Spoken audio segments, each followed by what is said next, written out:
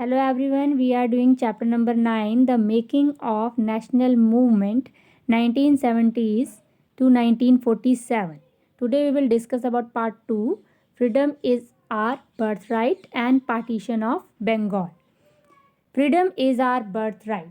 By 1819s, questions about political style of Congress, Lal Bal Pal, Bipin Chandra Pal, Bal Gangadhar Tilak and Lala Lajpat Rai.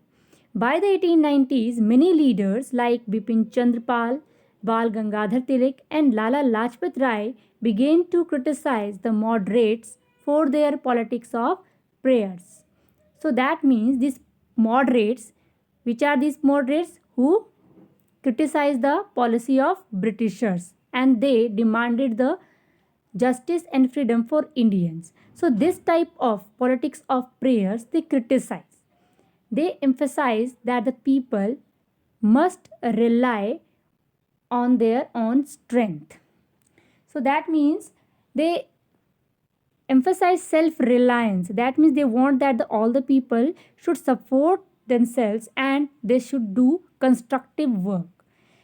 They must rely on one's strength. That means they also depend on their own strength and fight for Swaraj. Swaraj means self-rule of Indians.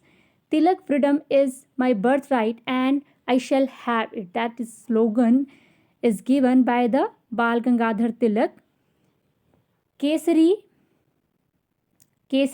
that is the name of the newspaper.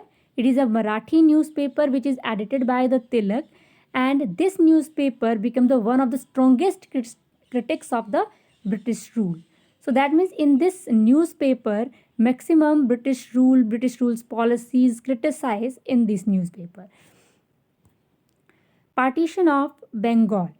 In 1905 by Lord Curzon. In 1905, Viceroy Lord Curzon partitioned Bengal, which included Bihar and parts of Odisha, and was the biggest province at that time. So that means the today which we are seeing that the Bihar and Odisha, these are the separate state, but earlier these were included in the Bengal, tied to British interest. So why this Bengal partitioned? They have given the one reason that for the administrative convenience they divided the Bengal, but that is not so. It was closely tied to the interest of the British officials and businessmen.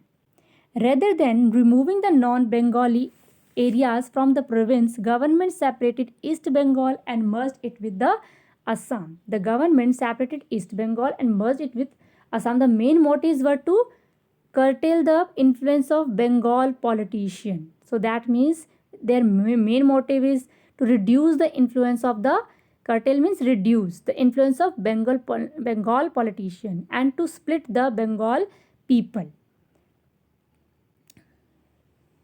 Both moderates and extremists opposed it. So partition of Bengal infuriated means anger people all over the India, and large public meetings and demonstrations were held to protest the partition. So these these moderates and extremists, they oppose this type of this Bengal partition. So for opposing these, the common people, they also held the public meetings, demonstration, they also made by the people. Swadeshi movement. The struggle against the partition of Bengal came to be known as the Swadeshi movement, and this movement was strongest in Bengal but was felt in other parts of the country as well. It was known as the Vande Mataram movement in Deltaic Andhra. And in this they opposed the British rule. So main aim of the Swadeshi movement were they opposed the British rule, they encouraged the self-help and Swadeshi enterprise. They encouraged the ideas of self-help.